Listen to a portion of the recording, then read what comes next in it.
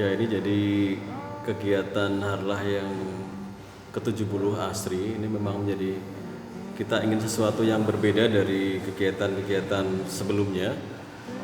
Dan memang ini sudah sekian lama ya, sudah hampir 1 tahun kita persiapkan.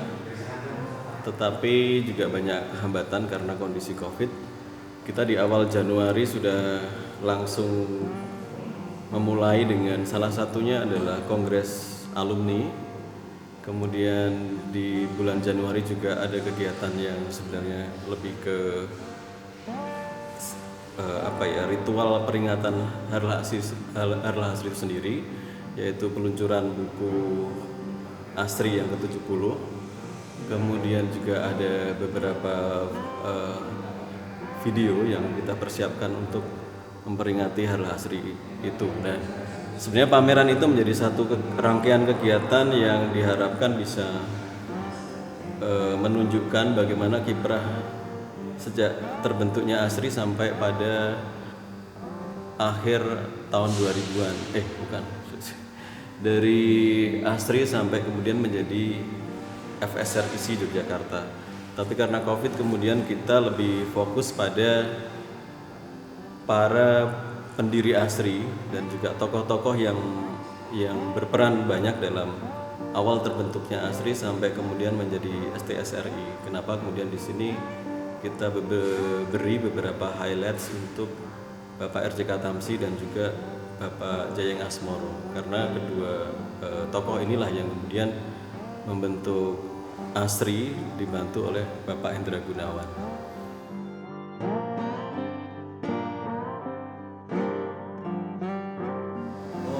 Pameran ini kita rancang awalnya memang biasa, karena ini sebenarnya sudah direncanakan dari tahun kemarin, tapi setelah ada pandemi kita redesign, kemudian menyesuaikan dengan situasi, akhirnya ya seperti ini. Walaupun kita tetap ingin juga menghadirkan karya sebenarnya atau karya yang kita anggap punya kontribusi di sejarah ASRI, kita upayakan kita bawa ke ASRI atau ke ISI sekarang. Jadi kita berhasil membawa karya-karya yang dibikin atau dibuat oleh para pendiri dan pembangun ASRI, termasuk karya RJK Tamsi, karya Jayeng Asmoro, karya karya Hidayat, karya Edi Sunarso dan sebagainya, Ahmad Salih Hasan. Jadi karya yang benar-benar real karya itu kita bawa ke sini dalam rangka untuk kita bersama bisa merasakan semangat masa itu, masa mereka berkarya di awal-awal masa.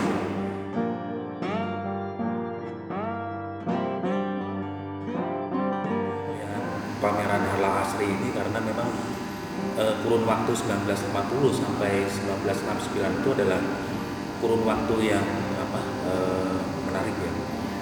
Dianggap menarik pertama karena dia ada di periode di mana Indonesia itu sedang mengalami masa revolusi fisik. 1950 itu tahun-tahun baru lepas dari proklamasi 1945. Kemudian setelah itu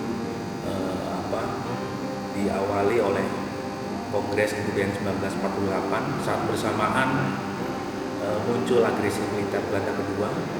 Kemudian 1949, 1950 itu adalah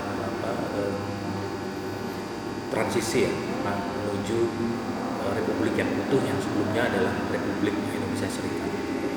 Dan kita lihat juga pada waktu itu juga pendirian ASRI 1950 itu juga ditandai oleh berbagai politik aliran ya. Ini juga wawancara yang akan dilakukan dengan mahasiswa pertama ASRI waktu itu namanya Rais Ryan, di mana dia sendiri mengakui bahwa misalnya di antara berapa orang gitu, setiap orang itu mewakili politik aliran, karena waktu itu ada berbagai jenis blok ya, terutama ada Masyumi, kemudian juga ada Lekran, kemudian juga ada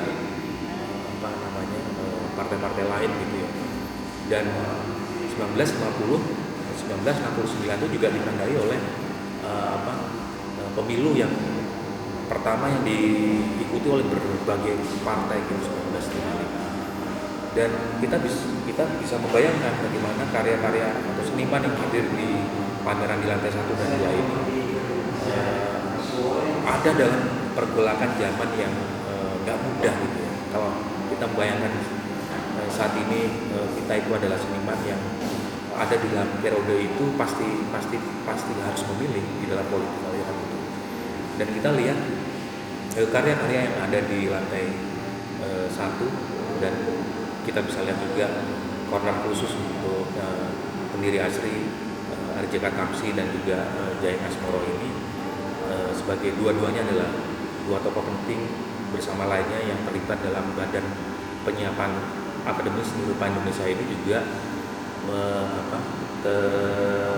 terkait dengan spirit zaman yang bergolang gitu. Dan menariknya yang lain yang kedua menurut saya juga mengenai bahasa rupa yang mereka pakai. Pendekatannya ada yang realisme, kemudian juga ada yang naturalistik, kemudian juga ada yang dekorativistik ya. Jadi tiga aliran ini menggambarkan bagaimana pergolakan itu sendiri. Realisme itu adalah satu ciri yang membuat menggambarkan mainstream pada waktu itu. Jadi tidak seperti sekarang bagaimana realisme itu jarang, beberapa kelompok memang mengulang lagi ya realisme seperti itu. Tapi pada periode itu mainstream, harus utama karena justru didukung oleh pemimpin besar revolusi Soekarno pada waktu itu. Lekra itu salah satu lembaga kebudayaan rakyat itu yang menjadi pintu keluar masuk sebetulnya seniman untuk go internasional pada waktu itu. Kalau sekarang seniman-seniman itu pada go internasional, pada waktu jalurnya salah satunya adalah melalui Lekra. Di Lekra itu disupport penuh.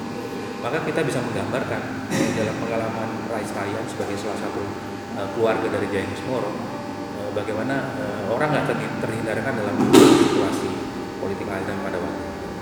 Dan pada saat sebelum pindah ke Gampingan di Bintaran, kampus sebelum Gampingan itu ada interaksi yang menarik antara Amur Natalsa salah satunya dengan Rais Ryan pada waktu yang sama-sama mahasiswa pertama.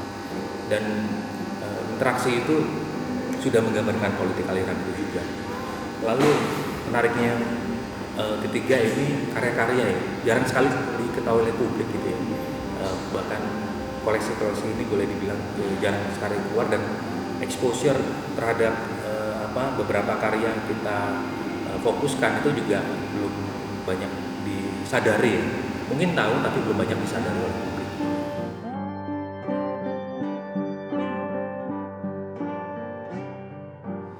Ya, kita memilih Farid memang melalui diskusi yang cukup panjang dan perdebatan, karena sebenarnya alumni dari ASRI sampai FSR itu kan cukup banyak.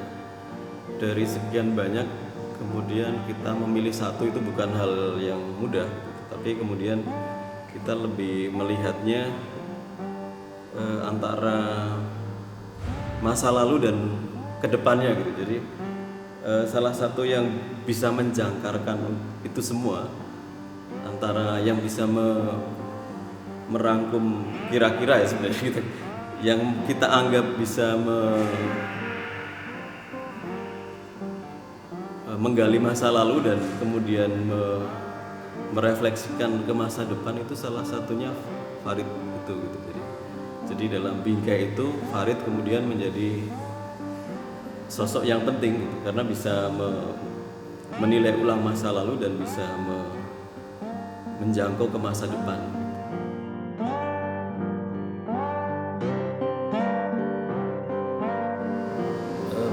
1950-1969 itu adalah periode yang tidak bisa dilepaskan dengan pra 1950 juga ya. Jadi gagasan-gagasan untuk menyatukan kesukuan, kemudian gagasan-gagasan untuk melahirkan spirit kesatuan itu juga nggak bisa dielak. Dan musuh bersamanya pada waktu itu jelas, yaitu imperialisme. Mereka yang bercokol lama di Hindia Belanda, yang kemudian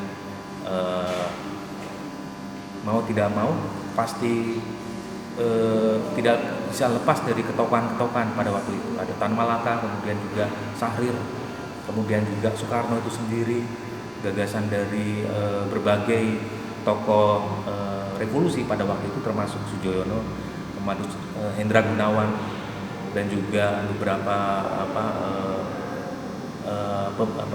pendidik atau pemikir yang juga memikirkan mengenai pendidikan untuk bumi putra atau pribumi ya.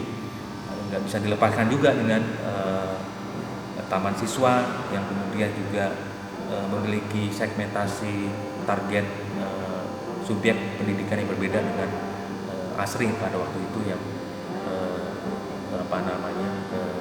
dibayangkan ikut menjadi bagian dari gelora revolusi. Ya, jadi pasti tidak lepas dari tokoh, pasti juga tidak lepas dari kutipan atau statement pernyataan dari para tokoh itu yang penting ya membaca periode itu gitu.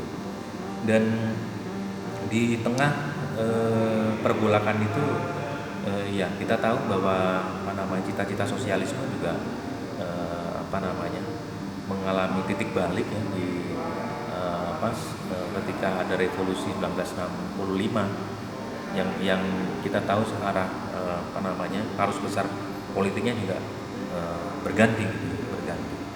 Apa yang terjadi adalah setelah 32 tahun kemudian muncul reformasi, dan kita baru sadar bahwa ini sekian lama kita tidur gitu tentang periode yang seolah-olah disimpan di bawah karpet, kemudian terkubur gitu di dalam narasi sejarah resmi misalnya. Dan ini tuh proyeknya Farid tuh menurut saya menjuxtaposisi berbagai peristiwa teks yang ada di periode itu. Dan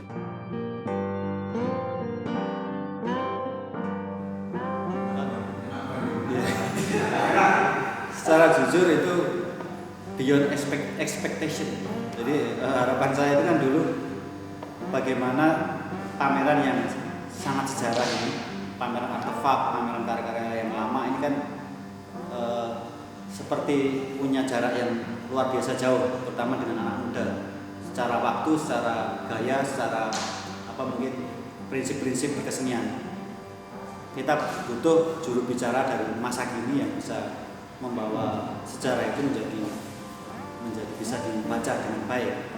Dan waktu itu harapan saya pribadi dan teman-teman panitia itu bisa bagaimana semangat awal Asri terutama di kongres bisa muncul lewat teks-teks.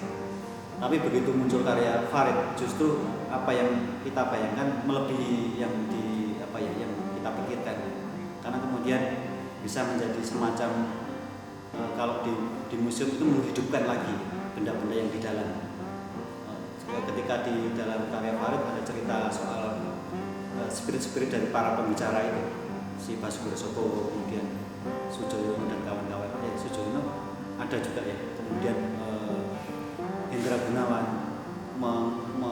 mencetuskan statement, dan itu sebenarnya bisa dilihat dari apa yang muncul di pameran. Jadi sebenarnya posisi Farid kemudian bisa dengan berhasil menghidupkan artefak yang diam dan dingin itu menjadi panas, membara di luar, yang di dalam warna-warna tanah, kalem, damai, tenang, ya ada emosi gitu. Tapi di luar bisa dicairkan dengan bahasa sekarang.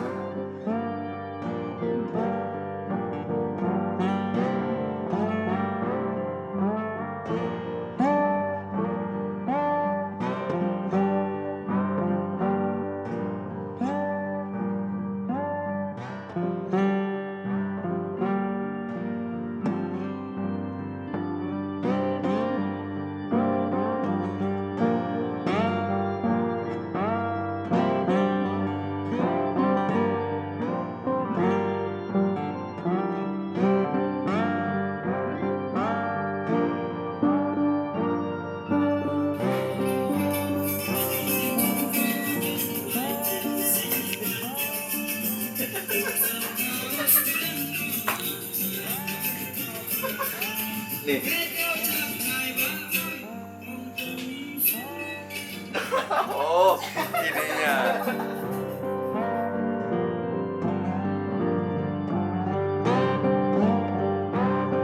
Di sini saya ingin menyampaikan rasa terima kasih kami sebagai panitia kepada Mas Farid ya tentunya. Bagaimana spirit Astri tersambungkan kepada generasi yang lebih muda.